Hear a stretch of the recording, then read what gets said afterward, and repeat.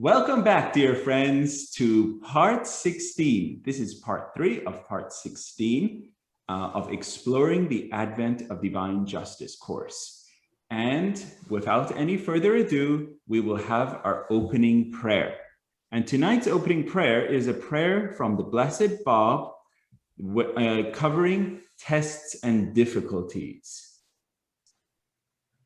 Thou knowest full well, O my God, that tribulations have showered upon me from all directions, and that no one can dispel or transmute them except thee. I know of a certainty, by virtue of my love for thee, that thou wilt never cause tribulations to befall any soul, unless thou desirest to exalt his station in thy celestial paradise, and to buttress his heart in this earthly life with the bulwark of thine all-compelling power, that it may not become inclined toward the vanities of this world. Indeed, thou art well aware that under all conditions I would cherish the remembrance of thee, far more than the ownership of all that is in the heavens and on the earth. Strengthen my heart, O my God, in thine obedience and in thy love, and grant that I may be clear of the entire company of thine adversaries. Verily, I swear by thy glory that I yearn for naught besides thyself, nor do I desire anything except thy mercy, nor am I apprehensive of aught save thy justice. I beg thee to forgive me as well as those whom thou lovest, howsoever thou pleasest. Verily thou art the Almighty, the Bountiful. Immensely exalted art thou, O Lord of the heavens and earth, above the praise of all men, and may peace be upon thy faithful servants, and glory be unto God, the Lord of all the worlds. The Bob.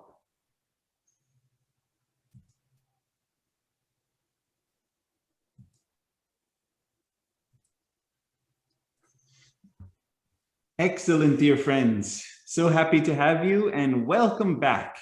So we have been studying paragraphs 59 through 62. And this is the last sections of part 16 of this course. And part 16, we're covering paragraphs 59 through 62. And in our last section, we talked about trials, tribulations, and sufferings. And we've been going into great detail in this half. And the reason is, I'm going to show you why we're really going into it. It's because the last sentence, and I'm just going to share my screen so you see what I'm seeing. Okay, share screen, this one. Okay, so in the last sentence, let me full size it afterwards. In the last sentence, it says right here, because of Abdu'l-Baha, the beloved master has prophesied, many a test will be visited upon you. And who is you? The North American Baha'is, right? Because the letter is being written to us, right? So many a test will be visited upon you. Troubles will befall you and suffering afflict you. So this is what we're talking about. We're talking about this prophecy in the sense of what are tests, what are troubles, what are sufferings, in the scope of all the writings I've collated so that we can have a better understanding of these. So that is really what we're going to be looking and exploring at tests, sufferings, and these tribulations. So let's pick up where we were last time. So I believe we just finished this slide. And so this slide, I just recap it and then we'll go to our next one. So this slide says the Baha'i community will be called upon to fight one of its fiercest battles. to overcome resistance of the faith. We're not there yet in this, in North American Baha'i community. If the Baha'i community is fully cleansed from the defilements it tries to remove, then the result will be a transformation and the complete reversal of the attitude of the enemies of the faith. So here it's talking about this need for a transformation, inner life, as dear Roya Jan has been talking about, this transformation that is so fundamentally necessary to prepare us for these tests and trials that will be coming from the outside community, not even from the inside, but in the future, there'll be tests and trials coming from the outside community. Okay, now let us get into our next slide. So this is from Abdul Baha in Egypt. So dear Roya Jan, I added this one for you to, please. Thank you, Sanjay. Harriet, can you read this paragraph for us, please? Yes, of course. Tests, obstacles, and inner life. We are living in the days in which the Spirit of the Lord is manifest, and the rays of the sun of reality evident. The divine Jerusalem has descended from heaven, and the glorious glad tidings are proclaimed. We must fashion our lives according to the heavenly teachings, live in a state of internal contentment, peruse the holy writings, and practice that which will be conducive to our own and to the world's prosperity.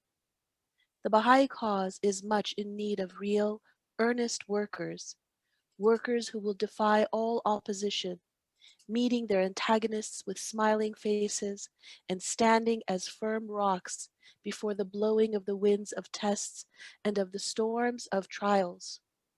How many old trees are uprooted by one wind, and how many ships have been wrecked by one storm? There are many lands athirst for the water of life. Let the friends of God irrigate them with vernal showers from the kingdom of Abha. There are many persons hungry for the heavenly bread. We must invite them to the banquet of the Lord. The lethargic must become active, the sleepy awakened, the deprived must receive a share of the inexhaustible favors, and the sweet music of the supreme concourse must be heard. We should be up and doing some kind of service, no matter how slight it is. Praise be to God that the orb of the center of covenant is shining and that his mercy is all-encompassing. He is teaching and gently and lovingly guiding us in the right path. We all desire to serve him in some way and win his good pleasure by sincerely walking in his footsteps. We hope to become the signs of his compassion and the humble followers of his eternal law. Abdul Baha. So as Ehsan Jun said, this is from Abdul Baha's talk in Egypt. And the highlights of this paragraph, as Abdul Baha is guiding us, that how we need to be up and acting. We have to be in a state of doing, and we have to be manifesting these wonderful teachings of Baha'u'llah in our lives, and inspiring and inviting the friends that so desperately need these teachings to join the faith. So, so the earnest workers is what Abdul Baha referred to all of us. We are in need of earnest workers, and how we need to study and practice the holy writings, and how, regardless of how big or small the tasks are, that for us to just focus on participating in these acts of service and be engaged in serving the faith of Baha'u'llah. And for all of us, he says that we all desire to serve him in some way, so that we could win his good pleasure, and by sincerely walking in his footsteps, so that we could be the signs of his compassion Again, as we are approaching with these following paragraphs with the tests, obstacles, and inner life, we repeat on the qualities that we need to possess and exhibit: our sense of justice and equity and honesty, our reliability. How reliable are we when we are given a task? How trustworthy we are? How fair-minded are we? And how truthful is our character? And then to be modest and pure and decent and clean-minded and with a wonderful and loving temperance, to embark upon these acts of service so that we could exhibit what Baha'u'llah has brought for this time in the history of mankind. Ehsan, if you have some other thoughts before we move on to the next slide. Beautifully said, dear Roya Jan, beautifully said. One thing that stands out to me in this paragraph is this aspect, this imagery, where it talks about real earnest workers are needed. And then the blowing of the winds of tests. And this is, this imagery, and that the storms of trials, and then that these tests have been blowing, and these old trees are uprooted by one wind, and many ships have been wrecked by one storm. So is it talking about ships or trees? What is it talking about? It's talking about us as humanity. And what Abdul Baha is saying here is that we have to have a strong, firm foundation, that these tests will not affect us. We will ride over these tests, these tests in the sense of being waves of and we will stand strong as a champion tree, and our leaves and branches and boughs will flutter in the wind, but our tree will stand strong. But what I'm thinking here is there's a great visual picture that it says, and analogy, it says that a ship will never sink unless it lets the water in. If you let the tests and the harms, the negativity of the world into your ship, that is when the ship will sink. But that's why we always have to cleanse our hearts, our inner life. But if we ever let the negativity, all the chaos of the world sink into our heart, that is when the ship potentially could sink. But that's why this process of cleansing is so important. Thank you so much. Hey, Sanju, one thing I wanted to share as I was reading this, and the fact that Mirza Ahmad Sohrab was the secretary and traveled with Abdul Baha from 1912 to 1919 in his travels and translating Abdul Baha's talks. And as you're talking about this imagery of the mighty tree and how with one wind it can be uprooted. And I was thinking that, how could it be that somebody that was so close to Abdul Baha, his perfect example, and yet was not, maybe for, if we don't learn to silence the ego, and if we don't actively work on that humility and modesty and our nothingness in this path of service, it becomes a danger zone. And I realized that there is no immunity besides the effort of the individual on a daily basis, right, to safeguard that. Even the nearness in presence of Abdul Baha was not an immunity. Even being his child was not an immunity from this state of spirit, because as we know, Mirza Ahmad Sohrab later in 1939 was confirmed as covenant breaker by the Guardian, left the faith. And so I was thinking that, you know, how important it is, this imagery that you talked about, to really be mindful of how strong our foundation is, how on a daily basis are we feeding our souls, how much are we firm in the covenant we have with Baha'u'llah and our understanding of the faith, so that we don't ever have to face the faith like you know, some of the friends endured, because they were not setting that solid foundation. Excellent point, dear Roya John. Riaz John has a hand. Please, Riaz John. Thank you so much.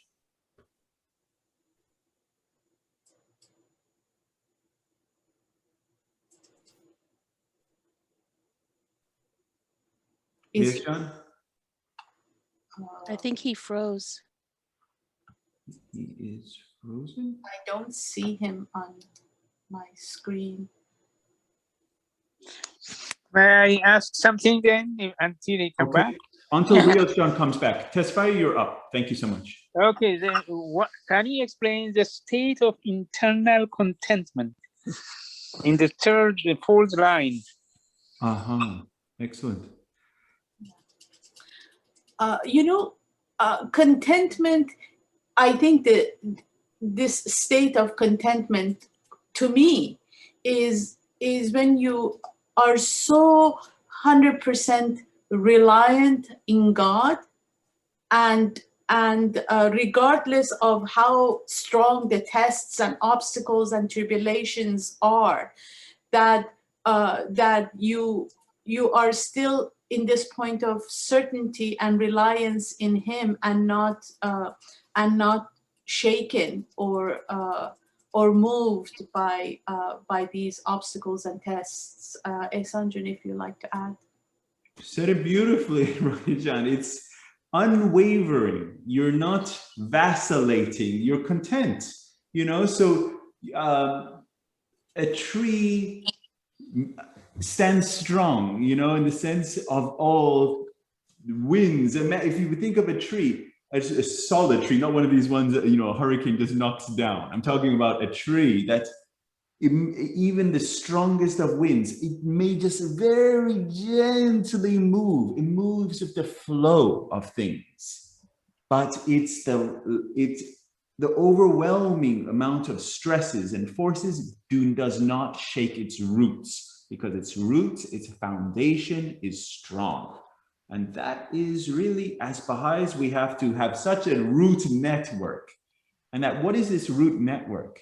It's the more deepening, it's the more love. And every one of these roots is the more love that permeates us in Baha'u'llah, the writings, the service that animates our heart. And this creates a root network.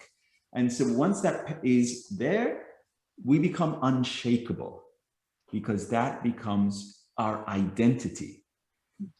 So this is how we become, in the words of Iran, we have certitude, you know? So when someone asks you, is this the faith of God? You say, yes, this is the faith of God, because you have certitude, you have faith, you have belief. And that is what, you know, this is, you know, so that is how you attain that level of certitude, that this, I am absolute certain, you're unwavering. Riaz John, you're back. Well, look, good to see you. You're up in the moon. Please, you have the floor.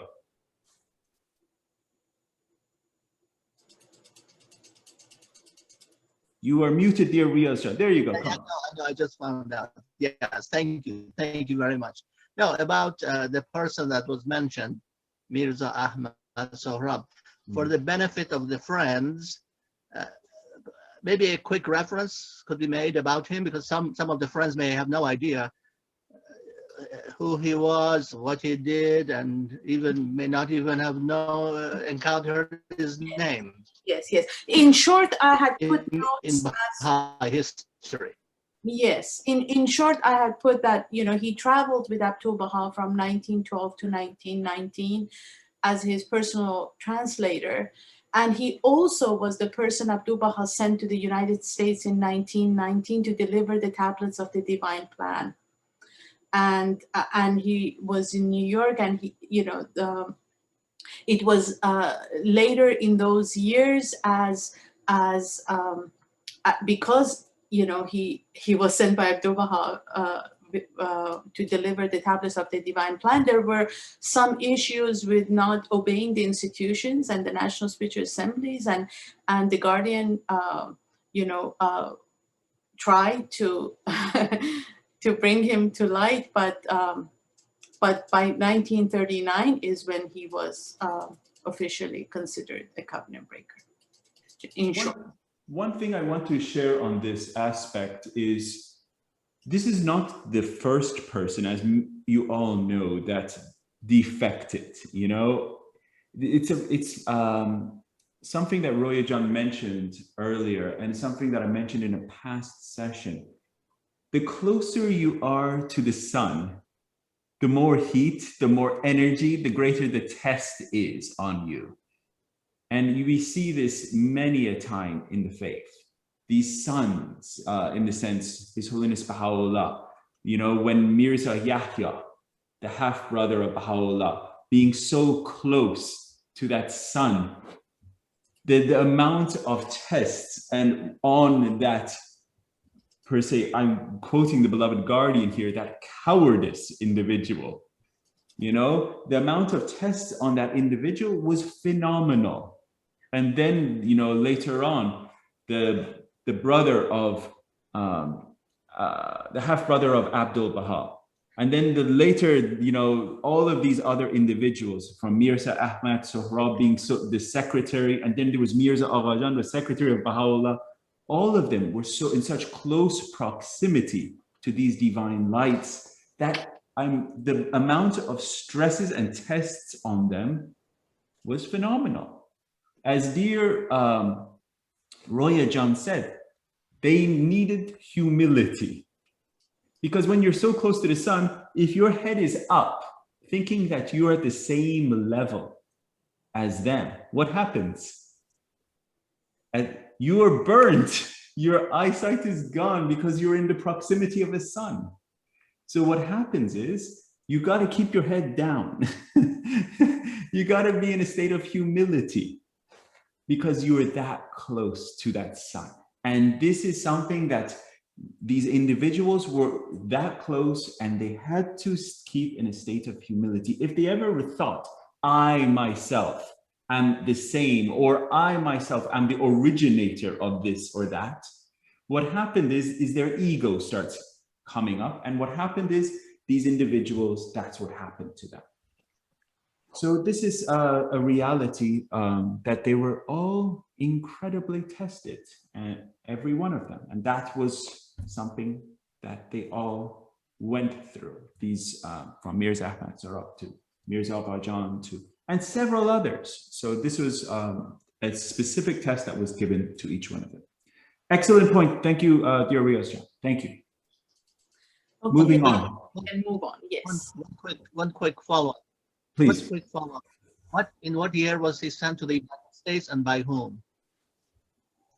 What? Excuse me, I didn't hear you, Riazjan. And who had sent him to the United States, and in what year? It was 1919 by Abdu'l-Baha to present the tablets of the Divine Plan to the North American Baha'i community. Thank you. Thank you. Excellent. Okay. So here's a talk. Roya, you have the floor, whoever you Yes, yes. Please. If I, dear Karen, would you be able to read this slide for us? Yes, I can do that. Thank you. It starts with the assurance of firmness. Abdu'l-Baha's talk on attacks by ministers.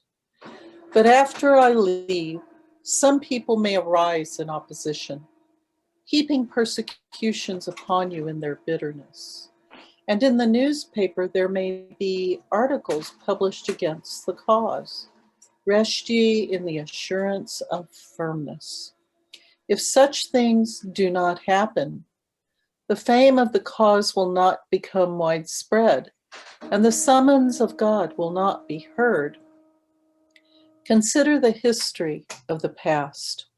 Recall, for instance, the days of His Holiness Christ and the events subsequent thereto.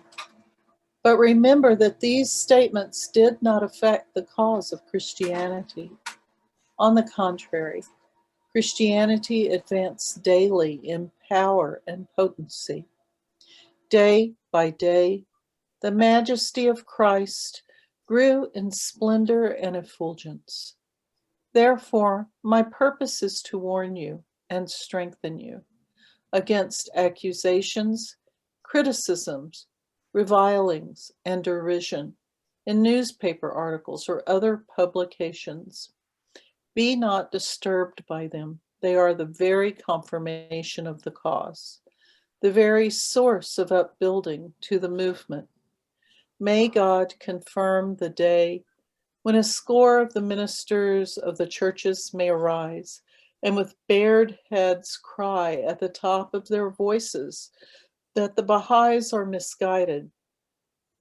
I would like to see that day, for that is the time when the cause of God will spread. Baha'u'llah has pronounced such as these, the couriers, heralds of the cause. They will proclaim from pulpits that the Baha'is are fools and that they are a wicked and unrighteous people. But be ye steadfast and unwavering in the cause of God. They will spread the message of Baha'u'llah, promulgation of universal peace. Thank you, dear Karen. So again, here very clear from Abdu'l-Baha that the attacks will be coming and the trials and tribulations will befall us. And he's giving us the advice as to not be disturbed by them, to understand that they're coming, to prepare for their coming, to be solid, standing firm, not to be disturbed by them. And he tells us to be steadfast and unwavering in the cause of God. So to hear these and to also hear that he says, these are the times that we know that the growth and the proclamation of Baha'u'llah will happen by these attacks. So our part is to be prepared and be so spiritually informed, enlightened, and solid that we will not waver, nor shake, nor fear of these comings, and continue to live the life based on the principles and guidance that Baha'u'llah has brought for us, and to set the example, because that is what we are asked to do in this double crusade of the Guardian. And he specifically has told us how to prepare for it. And we have to do that individually on our own. As we discussed on the previous, there is no safe zone where we think if we are under the umbrella of our parents that are steadfast, we are safe. If we are under the umbrella of this is a spiritual journey that is individual, and each of us as individual souls are preparing and acquiring these qualities that the Guardian has set in front of us, and preparing for these times, and hope and pray that that we will overcome, and we are firm and unwavering. Okay. Here Shoghi Effendi tells us, how should we face tests? He urges you to persevere and add up your accomplishments rather than to dwell on the dark side of things. Everyone's life has both a dark and a bright side. The Master said, turn your back to the darkness and your face to me. So regardless of our shortcomings, you know how earlier we have talked about it, we all have shortcomings, but we don't dwell on our weaknesses and shortcomings. We look towards the bounty of God and rely on him, that as long as we stay in the course and in the path, his confirmations and blessings and divine guidance will come to us. And this is the same, not to be dismayed by some of the, mistakes, and not to worry about the dark side and just focus on the accomplishments. Okay, if I could have Dennis, would you be able to read this paragraph for us from Sure. the Guardian? Thank you. Okay. The beloved Guardian sheds additional light on the obstacles faced by the American Baha'i community in their twofold crusade, and how they can protect themselves against the inevitable mental test. He states, the gross materialism that engulfs the entire nation at the present hour, the attachment to worldly things that enshrouds the souls of men, the fears and anxieties that distract their minds, the pleasure and dissipations that fill their time, the prejudices and animosities that darken their outlook, the apathy and lethargy that paralyze their spiritual faculties. These are among the formidable obstacles that stand in the path of every would-be warrior in the service of Baha'u'llah. Obstacles which he must battle against and surmount in his crusade for the redemption of his own countrymen. Thank you. Greatness is not found in possessions, power, position, or prestige. It is discovered in goodness, humility, service, and character. William Arthur Ward. Thank you so much, dear Dennis. So here, the Guardian clearly telling us as to, again, the preparation for the mental tests and what are the major obstacles that the friends need to be aware of. He lists them: gross materialism, attachment to worldly things, fear and anxiety, pleasure and dissipations, prejudices and animosities, apathy and lethargy. So if we are not mindful, and if we don't remove these obstacles and create a clear vision of what our purpose of creation and the state of our soul is, these could keep us from this sacred task. You know, he uses the word every would-be warrior. If we don't remove these obstacles, we cannot be the warrior in the service of Baha'u'llah.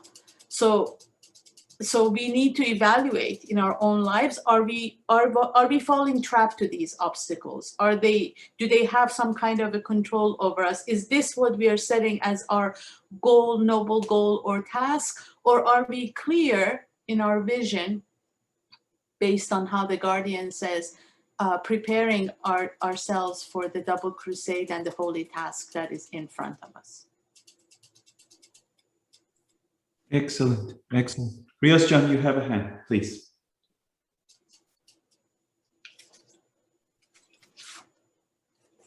We can't hear you, Rios John. I think you're muted. Sorry again. Yes, thank you.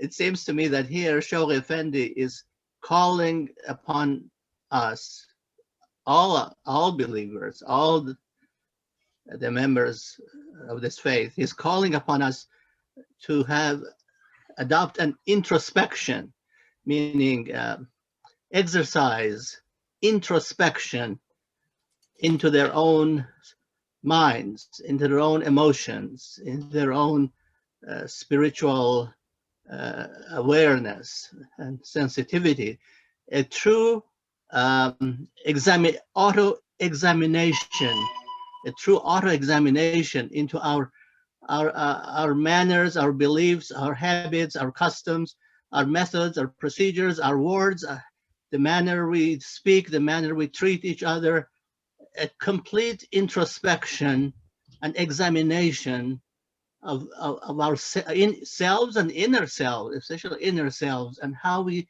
behave to accomplish so that we would be those would-be warriors. Because the soldier, I mean, we all know that in primary training, whatever, boot camp, the soldier is put to the extreme, through extreme conditions, and he's tested, and he's cleansed. Even his mentality, his emotions, everything is tested during his primary training. And that's why he becomes a warrior, a soldier and a warrior. Otherwise, when the recruit first arrives at the what they call primary training, he's useless. He is useless. So I've noticed this among my friends. When he first arrives, he's useless. But when he leaves primary training, he's an accomplished warrior. Great thoughts, Rosha. Thank you so much. Okay, Sandra, we can go to, okay. This is from Shogi Effendi. Life is a constant struggle, not only against forces around us, but above all, against our own ego. And I think this is probably the biggest obstacle every soul has in front of them, to try to silence the ego on a daily basis. It certainly is a huge obstacle. Okay. In order to enjoy the coming spring, they must pass through the cold of winter. So like we shared with the Abdu'l-Baha sharing about these attacks will be coming, and that we should not be dismayed, that that's the beginning of the proclamation of Baha'u'llah. This is the winter time that will be followed by the spring, where they will, through the attacks and the trials, they will be proclaiming the faith of Baha'u'llah. Yes. So before you introduce this is Queen Marie of Romania. I don't know if you remember this section we had where Martha Root went and taught Queen Marie of Romania. And so she wrote a column called the Queen's Council. And this is on the left, the actual Queen's Council, and that talks about suffering. And it says suffering strengthens. So I've typed on the right that exact column. So thank you, Roya. Thank you. Sandra, would you be kind enough to read this one first? Of course. It says suffering strengthens. Suffering strengthens, but do not confuse suffering with misery. Misery is an awful thing, and every one of us who lives comfortably should help relieve some misery, for hopeless misery is destruction and abominable, even to contemplate in thought. Suffering strengthens. Only those who are not of true metal are marred by suffering. How many great men and women can we think of who not have been great at all, had it not been for their sorrows? To have it all things too easy is like lying all day upon a couch, feeding upon sweet things. The muscles run to fat and do not stand by us in the hour of need. We must keep our moral muscles tense, alert, and steely. When we see suffering coming, we must not waver, but face it squarely and take it standing up. We can all bear more than we think, and the more we bear and bear well, the more will our loved ones turn to us when darkness comes over them, for they know we can comfort and help. Nothing is more wonderful than to be able to lend a helping hand. Beautiful. Thank you so much, Sandra. So, of course, here Queen Marie has beautiful points as to distinguishing between suffering and misery. I was trying to search and understand even in definition, and what I found was that for misery, they write as, you know, extreme pain. It could be physical or mental, and they showed examples like war, like poverty, like a calamity, extreme great unhappiness.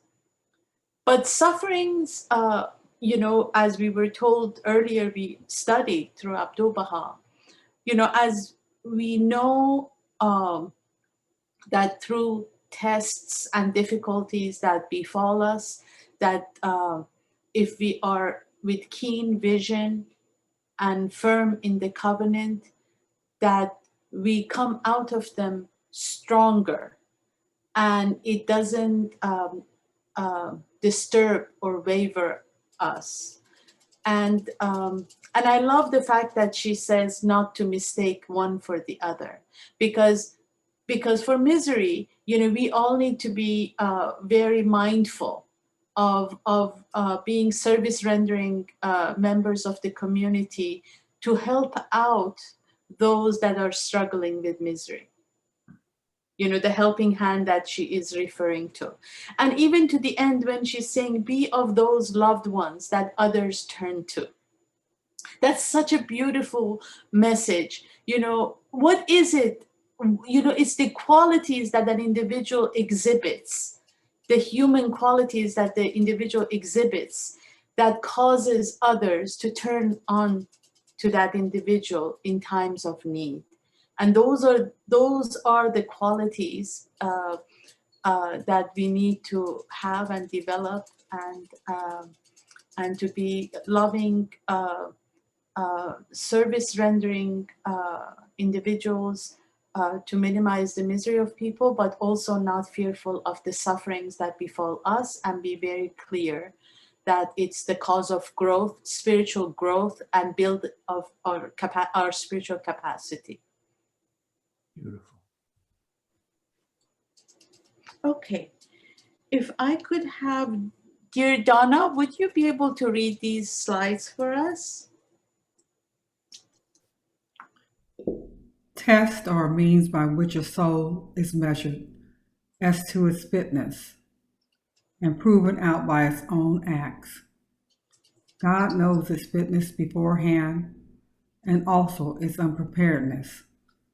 But man with an ego would not believe himself unfit unless proof were given him. Abdu'l-Baha. He strongly urges you not to dwell on yourself. Each one of us, if we look into our own failures, is sure to feel unworthy and despondent. And this feeling only frustrates our constructive efforts and wastes time. The thing for us to focus on is the glory of the cause and the power of Baha'u'llah, which can make of a mere drop a surging sea. Shoghi Effendi. Beautiful. Thank you so much. So again, here we've talked about these, how ego is a huge obstacle to the advancement of the state of a soul, and how for us not to dwell on our own shortcomings, and not to keep ourselves from rendering service and exerting efforts to serve the faith of Baha'u'llah, and to trust in his confirmations and his glory, and that he will make from a mere drop a surging sea. He doeth as he willeth. We, many of us live in the south of the United States, and the prayer in the tablets of the divine plan for the south is this imagery of this transmutation, this transformation of this drop into a sea. It talks about how, you know, Roya John, help me out on this one. It talks about how a gnat can turn into an eagle. A drop of waters into rivers and seas. Exactly. This is talking about this transformation, that reliance on him in the aspect of the transformation of the individual, and all of what dear Roya John has been talking about, this aspect of working and developing our inner life, you know, this aspect of working on rectitude of conduct and chastening, freedom from racial prejudice. This is all about transformation of the inner life to become the gnat into an eagle.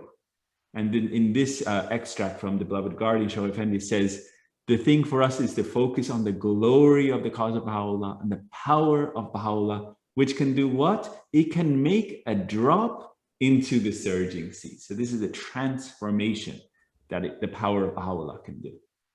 Excellent. Thank you so much. Thank you.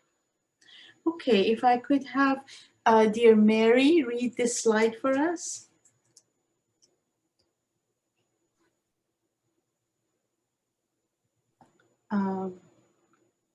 Dennis, is Mary with you? Maybe not. Okay. Marianne, would you be able to read this one for us?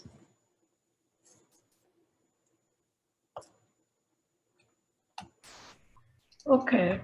Thank you. Tests, obstacles, and inner life. If we could look into each other's hearts and understand the unique challenges each of us faces, I think we would treat each other much more gently, with more love, patience, tolerance, and care. Marvin J. Aston. Thank you, dear Marianne. Beautiful quote. And I think, you know, this also, you know, for us to have this understanding of the love that we need to exhibit to each other in order to nurture and inspire and to empower each other. Each of us are unique in our capacities and are in the sight of God, in our creation. Each of us are to accomplish certain tasks and develop certain, you know, achieve certain goals to complete this tapestry. So if we look at that and not be dismayed or compare or not be maybe kind or patient with one another and thinking that you know, more should be done, all of those are not conducive to the transformation of our communities. So in order to transform our inner life, we also need to develop tender, loving hearts that are very patient and tolerant and caring towards our community members.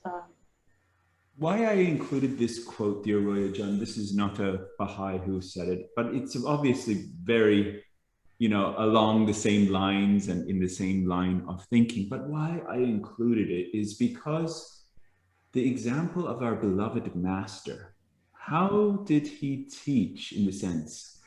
A great example is the book Portals to Freedom by Howard Colby Ives, and how he was with the friends. He didn't speak English, but Howard Colby Ives describes I believe it's even in chapter 2. I don't have the book memorized, like I'm very much well versed now in the advent of divine justice. I can quote paragraphs very well, but I believe it's in chapter 2 where Howard Colby Ives describes how Abdu'l-Baha taught the faith, and he was talking to the heart.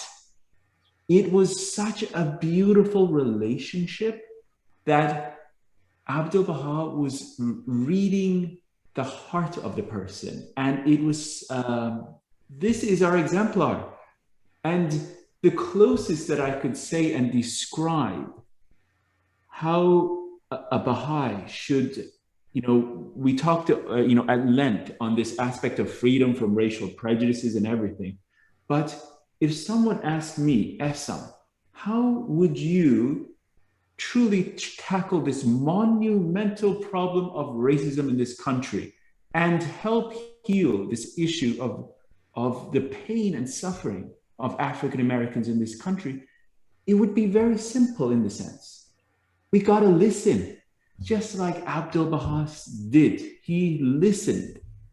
We have to, in the July 22nd message, the House of Justice says, we got to become great listeners. We have to build our capacity to listen to the heart of the souls that have suffered and due to racism. And this is something that is our reality, that we have to, if we could look into each other's hearts and understand these challenges, these sufferings, these pains, these tests, these trials, the tribulations, we would be in the sense of how Abdu'l-Baha was looking to the heart. And this is where it talks about in this plan that's unfolding from the Universal House of Justice. It's not we're trying to raise our numbers. We're trying to have meaningful conversations, having heart to heart, right?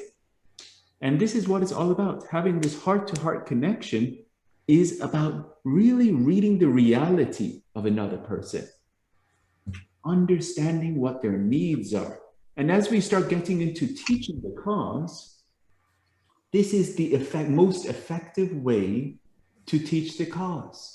Because when you truly understand the needs of another heart, you will see that that person doesn't need to hear the whole history of Sheikh Ahmed and Sayyid Kazim or, going through the history. Some people would love to know that. But some people yearn for, per se, the economics solution to the faith. Or some people want to know what is the Baha'i faith's, explanation on, racial tensions in this, solution. And some people might want to know what is the Baha'i solution to the environmental problems. So when you really have a true understanding of the needs of the heart, what pains them, your approach to teaching is very different. So anyway, dear Royajan, I went off on a tangent, but I wanted you to see where my thinking on this extract came from. Thank you so much. Thank you, Ehsan. Hey, Ehsan, Yes, dear Tesfai, please. I think when we're born, we are impure souls that we come to this world without ego. That's what I'm thinking. And then is it ego is to be acquired characteristics or lack of human family virtues? Where it come from? Where does the soul come from? Is that for your question? No. The soul is when we're born, we are free. When we come to this world, right? Pure soul. Right. So now this ego is to be acquired characteristics, I believe. And then is it lack of family virtues or what do you think? Where it come from? How does ego happen?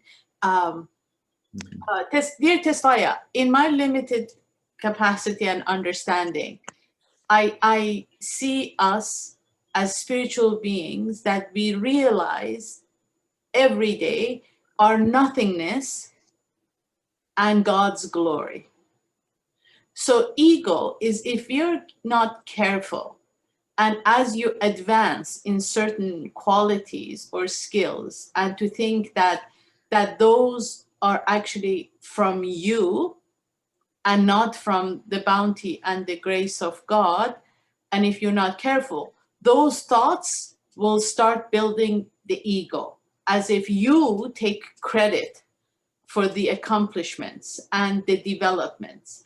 But a spiritual being is constantly aware that as we align ourselves to the plan of God, all of our successes are his blessings and confirmations. It has nothing to do with us. And that's why in the previous text, we were saying, do not dwell on your shortcomings, that God will shower upon you the blessings and the confirmations. So therefore, you always have to be so mindful, all of us, that whatever we accomplish is the bounty of God. And if for a moment you think it has to do with you, that's the moment that the ego is creeping in, and you have to silence it. That's why, we are told on numerous occasions that we need to silence this voice and this ego on a daily basis. I have this very funny children's story I heard, and this will take 2 seconds. I apologize, dear Roja. There's this funny children's story. It was called The Chicken and the Eagle. And there was a chicken is a flightless bird. It doesn't truly fly. It can just flap its wings and it struggles to fly, and it just kind of hover and falls down. But an eagle is an incredible flying bird. The story starts that the chicken and the eagle at the very beginning, both of them could fly, and they would both fly through the air and everything. But one day the chicken said, I can do all of this myself. Look at me. I am an incredible flying bird. And the wind heard this. And the wind said, really? You can fly all by yourself? And the eagle said, no, it is all thanks be to the winds and the powers in the heavens. I am just a vehicle. I am just the vehicle that have been created, and my flapping of these wings is thanks really to the wind that lifts me up into the sky. And so the wind, hearing this, was excited and said, the eagle, you will soar to heavens, but this arrogant fat chicken will fall to the ground and be consumed by man. So this is, a children's, I don't know if it's truly a children's story, but I kind of, as they say, elaborated on it a little bit, but that is a story that talks about how if we think of our own ego, we are responsible for everything and not the Lord, we fall. But if we see the Lord as the originator, he will quickly come to our aid and assistance and bring us to the heights. Thank you so much, Roja. Thank you. Thank you, Alessandro. Okay, so there's a few short slides that Esanjun has provided. If we can move through them, and then I know there's an upcoming video, and then we could collectively discuss, and if you have any questions, we can discuss. So dear Luan, could you read these 2 slides for us? Yes, thank you. Test, obstacles, and inner life. We must always look ahead and seek to accomplish in the future what we may have failed to do in the past. Failures, tests, and trials, if we use them correctly, can become the means of purifying our spirit, strengthening our character, and enable us to rise to greater heights of service. Shoghi Effendi. We don't grow when things are easy. We grow when we face challenges. Thank you, dear Luan. Okay, if I could have Yuda. Dear Yuda, would you read this one for us?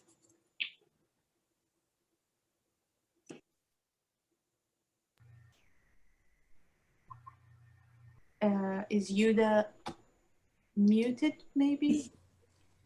If people only realize it, the inner life of the spirit is that which counts, but they are so blinded by desires and so misled that they have brought upon themselves all the suffering we see at present in the world.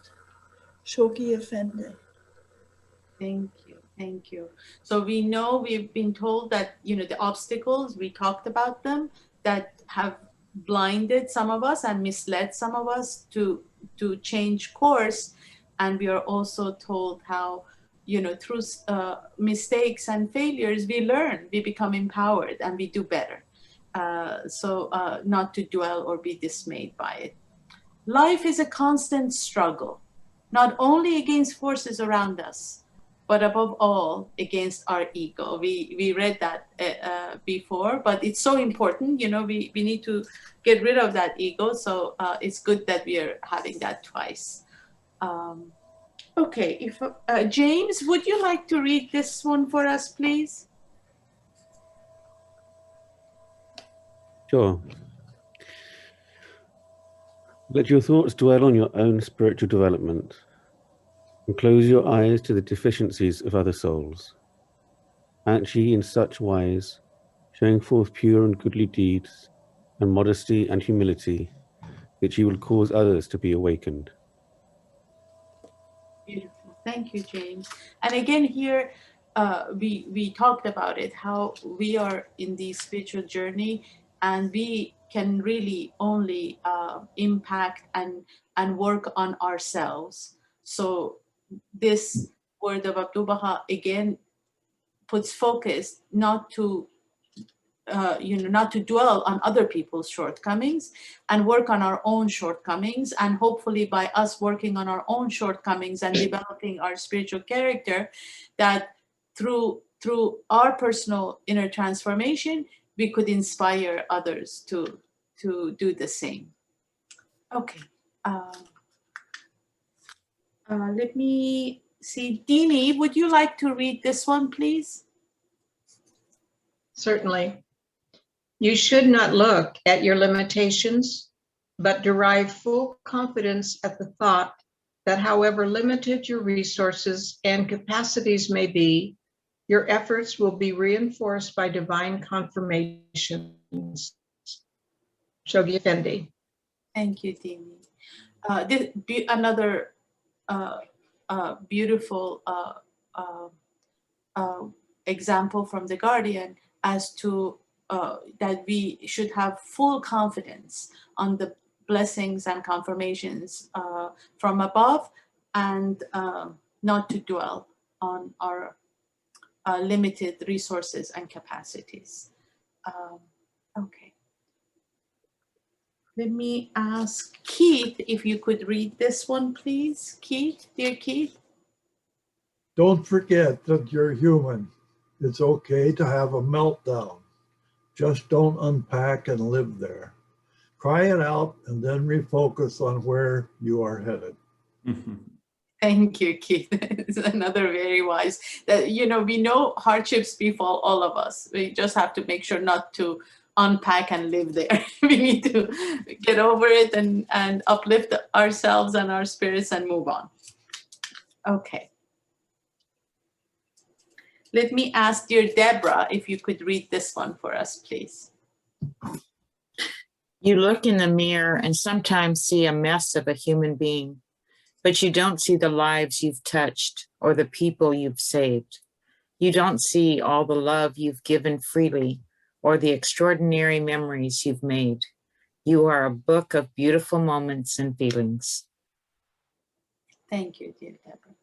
And I think this one is important because, as we said, we need to be loving and kind and patient with others. We also need to do all those things for our own poor selves and souls. We need to be kind, loving, patient with ourselves as well. And trust that, we are doing our best, and hopefully it is a fruitful, meaningful physical life. Okay. Abdu'l-Baha says, were it not for the tests, the courageous could not be separated from the cowardly. That's exactly what it is. How do we know? How do we even know to distinguish the exemplary souls and even the capacity and the choices we make if we are never tested? How would, the analogies that Abdu'l-Baha uses as to, you melt the gold and it purifies it. And I think for us, the tests purify. It's a source of purification of our souls. And if we never go through them, how would we go through that purification? And how would we know the true essence of our capacity if we are never tested? Okay, if I could have Jenny June, can you read this one, please? Sure. Men who suffer not attain no perfection. The plant most pruned by the gardeners is that one which, when the summer comes, will have the most beautiful blossoms and the most abundant fruit. Abdul Baha. Thank you. And this is the short of the longer writings of Abdul Baha that Jenny Jun shared with us last week when we were talking about how Abdul Baha says, I love you all so much and I'm so glad you're suffering. And he was saying that because he sees the much bigger picture that is going to be the cause of flourishing and blossoming of your capacity, spiritual capacity. Okay, we can move on to Valerie. Dear Valerie, would you be able to read this one for us?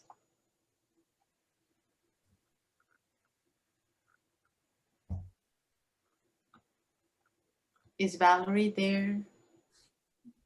There I am. Okay, wonderful. Failures, tests, and trials can become the means of purifying our spirits, strengthening our characters, enable us to rise to greater heights of service.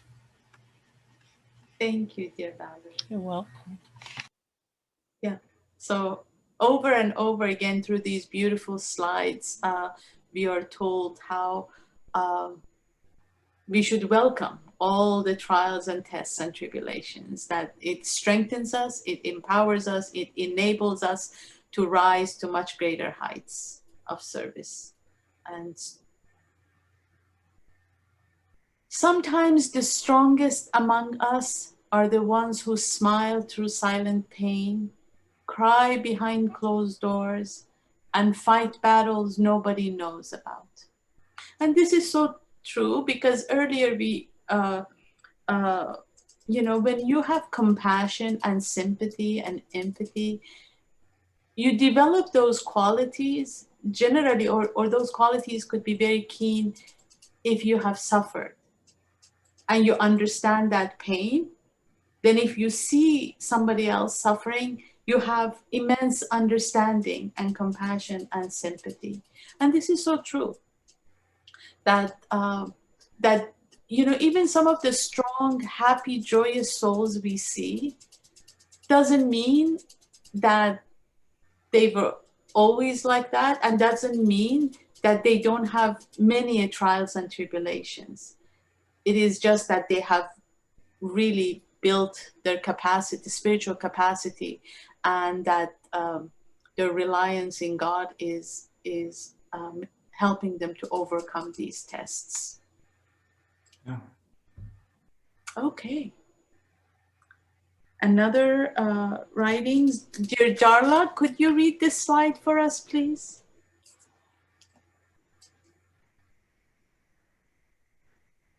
We must not only be patient with others, infinitely patient, but also with our own poor selves.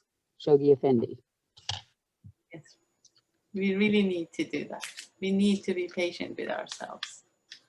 That's so true.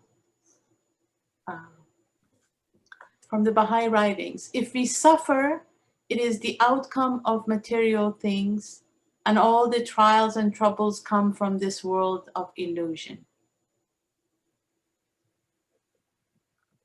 If we suffer, it is, oh, sorry. No, you're good. I'm just moving. You're sorry about that.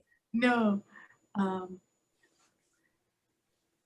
Whatever you want to show, dear Roja, please. Yeah, I think this is a new one that I didn't have in my possession, Sanjay. That's why I'm pondering on it doubly. If we suffer, it's the outcome of material things, and all the trials and troubles come from this world of illusion. That's so powerful as to how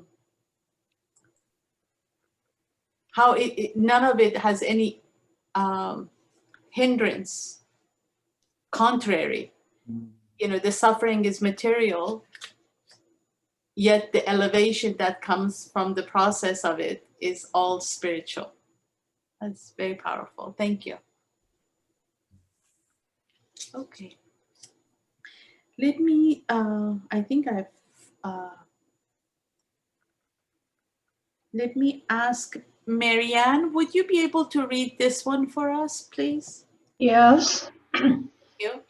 In a letter written on behalf of Shoghi Effendi to an individual believer dated 14th February 1925, it is stated, there is no need to fear opposition from without, if the life within be sound and vigorous. Our Heavenly Father will always give us the strength to meet and overcome tests if we turn with all our hearts to Him, and difficulties, if they are met in the right spirit, only make us rely on God more firmly and completely. Be patient under all conditions and place your whole trust and confidence in God. Baha'u'llah. Thank you, dear Marianne. So again, this, these wonderful words of wisdom and guidance that tells us not to fear these, that our reliance is in God, and that so long as we are working in our inner life and the development of our spiritual capacities, and it is sitting on firm foundation, then these tests are going to be met and overcome in the right spirit and will only strengthen us. So no need for fear. This is from Malcolm X. I'll read this one. It says, there is no better than adversity. Every defeat, every heartbreak, every loss contains its own seed, its own lesson on how to improve your performance next time. Perfect. Really, again, aligned with the writings. He must have been inspired, from the writings that, we only improve and do better through our mistakes and past failures. If we don't make those mistakes, how are we to grow and do better? So, excellent. And this is Angelina Jolie. She says, without pain, there would be no suffering. Without suffering, we would never learn from our mistakes. To make it right, pain and suffering is the key to all windows. Without it, there is no way of life. Beautiful. Okay. We're almost done all our slides, but you're doing a great job. I was thinking that your video is coming next, but it's only a few minutes, but we were doing. Okay. Let me see. Dear Karen, would you like to read this one? Yes. Be patient in the time of affliction and trial. Endure every difficulty and hardship with a dilated heart, attracted spirit and eloquent tongue in remembrance of the merciful. Wonderful. Thank you. So here we've been learning about tests, trials, tribulations. We've been learning why we should be having them, that they're a benefit to our soul, our spiritual progress. And now this is how we should approach them. We should have a dilated heart, right? We should be happy and joyous, right? We should be attracted spirit. We should have eloquent tongue in remembrance of him. So even the attitude we should have when we have tests, trials, and tribulations. So these are why I share this one. Yeah, and to even think that we are the special ones, the chosen ones that are having the bounty of going through these tests and difficulties. That's one way of looking at it. Yeah. Okay. Dear Paria, would you read this one, please? Let not thine heart grieve over what hath befallen thee. Wert thou to scan the pages of the book of life, thou wouldst most certainly discover that which would dissipate thy sorrows and dissolve thine anguish. Baha'u'llah. Wonderful. Again, as to not to grieve or dwell too much on the hardships that befall us, and to rely on God and the wisdom of why those hardships had befallen us, and the wisdom and the growth that we had benefited from going through those hardships, because those would help us to overcome the sorrows. Abdu'l-Baha says, the tests of God are very severe. You should beseech and cry unto him that you may be firm and steadfast during all temptations. And we talked about this also, that we know the tests are going to befall us, that our only course and protection is to make sure we have the armor that the guardian has set in front of us, so that we could be firm and unwavering and steadfast. Okay, if I could have dear Darla read this slide, please.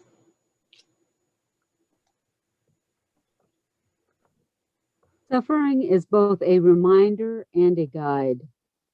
It stimulates us to better adapt ourselves to our environmental conditions, and thus leads the way to self-improvement. Shoghi Effendi. Thank you. So how wonderful, you know, we all are aiming to spiritually empower and improve ourselves, and so the guardian tells us that it's through sufferings. So that would help us to embrace and welcome the sufferings that comes our way. Okay, now we just have, I think, maybe 2 more slides. Yes, yes. This is a beautiful prayer that Baha'u'llah revealed for remover of difficulties.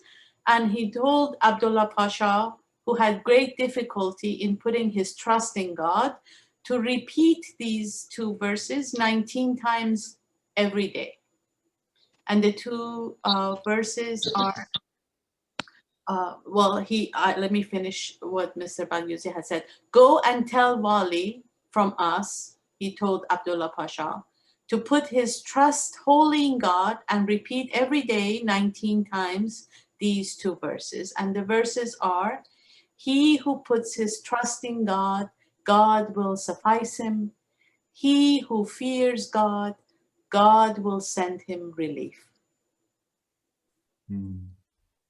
Very powerful prayer for removal of difficulties, and I suggest you all utilize this prayer, as it is very effective. Okay. The same test comes again in greater degree until it's shown that a former weakness has become a strength, and the power to overcome evil has been established. So sometimes if we get certain tests over and over again, it's an indication that maybe we haven't overcome the weakness fully, that we that it will stop coming when we have overcome that weakness, because you know they are to empower and strengthen and build our capacity up. So that's what Abdu'l-Baha tells us. So as my comic, my last slide, as I always do, it says, "You're kidding. I was struck twice by lightning too." So these 2 guys are sitting here talking about how they have similar experiences, and a meteor is about to hit them. So Before Please, we finish, I just wanted to, as I was preparing and reading through these, we know that, through it we learn how our lives and our behavior can inspire others, right? And at the beginning, I shared that how I had listened over and over again to this talk of Mr. Glenford Mitchell regarding the double crusade. Within that talk, he referred to this beautiful soul, the life of Leonora Armstrong, as a source of inspiration. It was, of course, much more in depth as he went through it, but I put it in a very condensed 2-minute, as I wanted to share as a finale, because I think this is a perfect example of a person that experiences divine love, and for this divine love, they are willing to overcome any shortcomings they feel that exists within them, totally relying in God, and in the process, immensely serving and exalting the faith of Baha'u'llah. And I think, because sometimes, we think that, others are just these exceptional beings that, that we could never be that. But I think Leonora's story is a story of love and reliance in God as she served Baha'u'llah so fully all her life. And I wanted to share that Leonora was born in 1895 in New York. And she lost her mother at the age of 5. And so life became very tough for Leonora. And in her own words, she says, how we could endure through those years of childhood and adolescence, such loneliness, such suffering, even cruelty, I don't know. And she says, often at night before going to bed, I knelt down in agony of soul, implored God with all the intensity of my being to let me feel his presence, his nearness, his protection. Little did I then dream in what way and how specifically that prayer was later to be answered. So in the early 20th century, where we didn't really have any Baha'i institutions, Leonora's maternal grandmother, referred to as Mother Sterling, became one of the early believers in the United States. And of course, Leonora was very close to her grandmother because she had lost her mother. And so she teaches the faith to Leonora. And Leonora used to memorize whatever little writings that they had available to them in those times. And through her grandmother, she came to meet some early believers like May Maxwell. And she became very close to May Maxwell. Leonora says that May, more than anyone else, helped me to feel the great love of Baha'u'llah and Abdu'l-Baha, the reality of love, which I had longed to feel, and a deep bond was formed between us, which gave me the greatest joy I had known. So now we fast forward to 1919. And she was fortunate at that time to be in New York when the tablets of the divine plan were revealed in North America. The call of the tablets reached her heart, and she wanted to do something.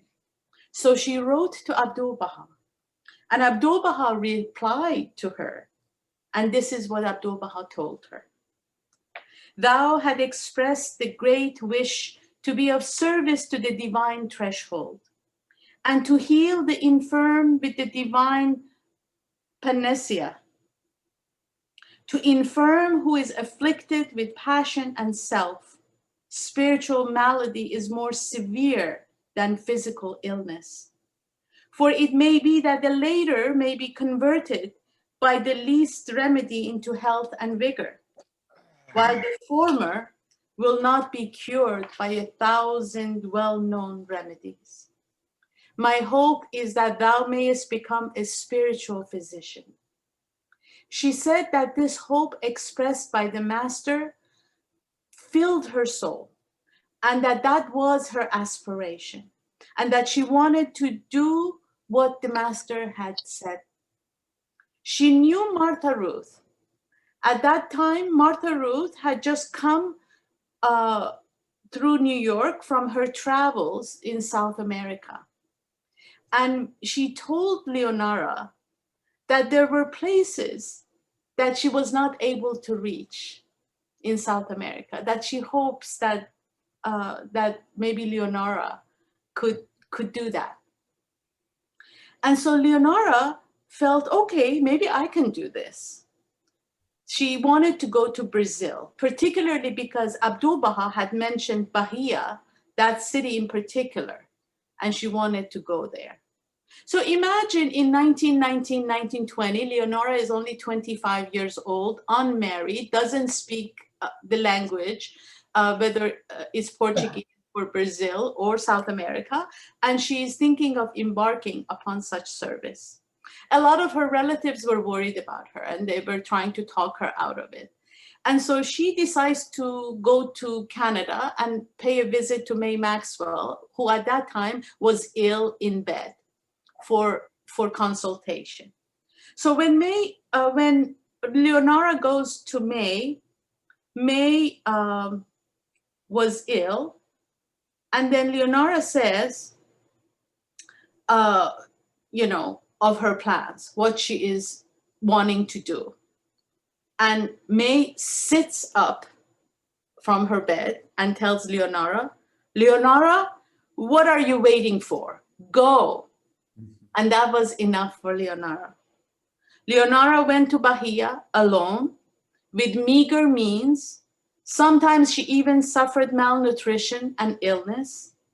She had to study the language to become proficient in it. And to make ends meet, she taught English and did social work. Social work was familiar to her because both her mother and grandmother were helping others. And so she literally became known in Brazil as an angel because of all the service and social work that she did. And then she went to Manaus and she didn't know anyone. And she decided to go and talk to the mayor and to tell the mayor of her goals of wanting to talk about the Baha'i faith. And the mayor saw this excitement in her and said, I'm going to help you. He secures this opera house that seats 4,000 people. And Leonora was a very timid, shy person, not confident, but she had memorized the talks of Abdu'l-Baha. So she goes in front of 4,000 people and recites the talks of Abdu'l-Baha to them. And they go very well. And then she starts giving talks. She gets invited into schools and she just has these, all of these doors open to him in schools, 400, 500 people. This is a shy, timid person that didn't even speak the language at the beginning and was memorizing the talks of Baha'u'llah. So this is total reliance in God. It's not an extraordinary power that she had. So then she, Leonora decides one of the wonderful gifts that she gave at that time, the Universal House of Justice. I believe I kind of lost my space as to the Universal House of Justice had released some Baha'i literature, and she decides to translate those in Portuguese as a gift to Brazil. And some of those translations were God Passes By and The Gleanings. And then she hears that the Guardian needed some literature translated in Spanish. Now, Leonora didn't speak Spanish. And then she hears of this convent in Spain that had these sisters that were very fluent in Spanish. So she travels to Spain, talks to this head person at the convent, Mother Superior, and says that I need this book translated into Spanish. And I've heard your nuns are very proficient and that this is a really good book. And so the Mother Superior says, oh, okay, yes, I have 3 or 4 sisters. I'm going to divide up the book and they're going to translate. This is how resourceful and persistent she was in serving. And so she got those literature translated. And then in 1927, she was the first person to go to these following places to exalt and talk about the cause of Baha'u'llah. Those places were Colombia, Venezuela, Curacao, Trinidad, Barbados, Haiti, British Guinea, and Dutch Guinea. And these were the exact places that Martha Ruth had missed in her adventures in South America. So she fulfilled the desire of Martha Ruth to go and complete that journey and let the people hear about that. And then even in 1930, she moved to Madrid to become proficient in Spanish because of the need that the Guardian had for Spanish translations. And this is the final words that I want to share. All the service that she did at her final days in Brazil, they were she was sick in bed. 2 translated documents the house released in English. One was the fire tablet and one was the long healing prayer. And Leonora, in her bed sick, translated these 2 works as a final gift to Brazil. And those that visited her in those final days said that she was just luminous, that physically her spiritual state was so exalted that her face was just luminous. This is an apostle of Baha'u'llah. How did she become an apostle of Baha'u'llah?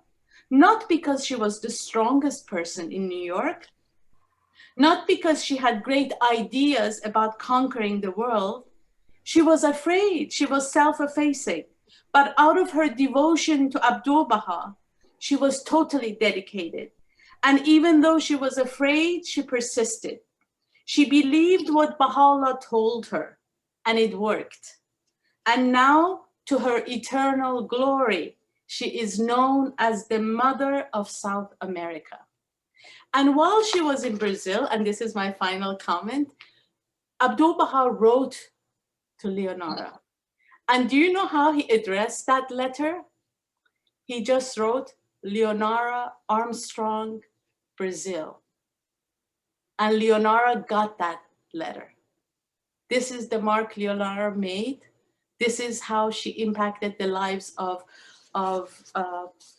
the people in South America and how she served. And I thought this was a wonderful finale to everything we learned about the double crusade, about the characters and the weapons we need to equip ourselves, and how we need to not look at our frailties and shortcomings and to put our whole reliance in God and Baha'u'llah and just get up, arise, and serve.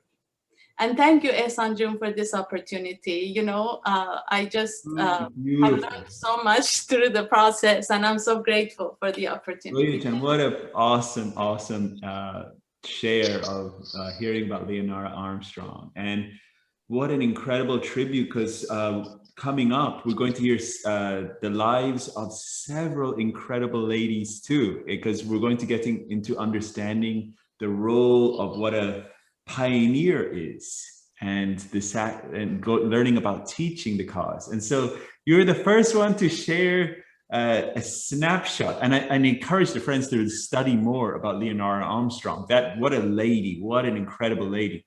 But it is late, the hour is late, and truly I hope you enjoyed our session tonight. We finished part 16, and next week we're going to get into part 17. So I will send you the recording and the the slides and also your homeworks, and I'm so happy to see everyone and enjoy tonight. And without any further ado, let's have a closing prayer. And thank you, dear Roya John. What an awesome part 16 we've had with you. And thank you for everything, truly. What a Thank you pleasure. so much for bearing with me. Thank you. You know what you learn from Leonora Armstrong is to be the Baha'i identity and social transformation. How the Baha'is, we have to do all these things, what we learn day by day. So we need to put in action and show it in practice. That's what she is teaching us now, like Martha Ruth. Yes, exactly. Great words, dear Tesfai. Thank you. Thank you. Thank you. Dear Luann, would you be able to say the closing prayer for our session? You are muted, my dear. I can't hear you. I don't have my prayer book right with me right now. Okay. Okay.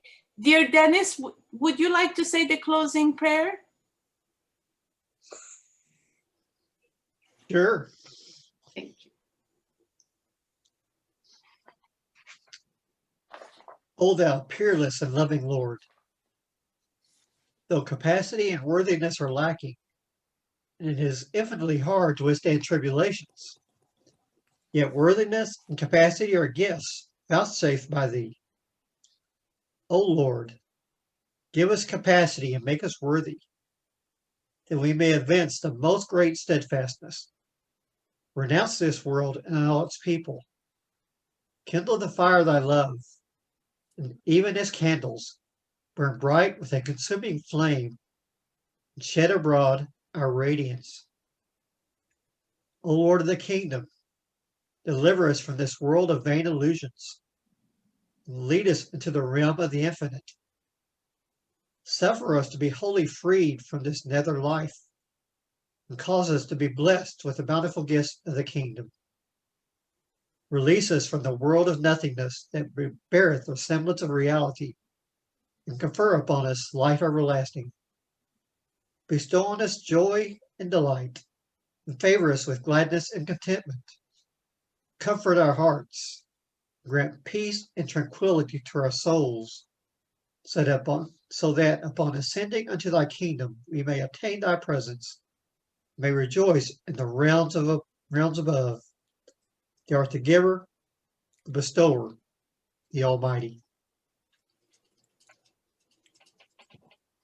It's from Abdu'l-Baha. Thank you so much. Thank you, everyone. And especially thank you, Roya John, for another wonderful session. All Have right. a wonderful night and enjoy. Thank you very much, Roya. Last week. Thank you, Roya and Ehsan. Good night. Thank you. Good night. Good night. Bye-bye. Bye.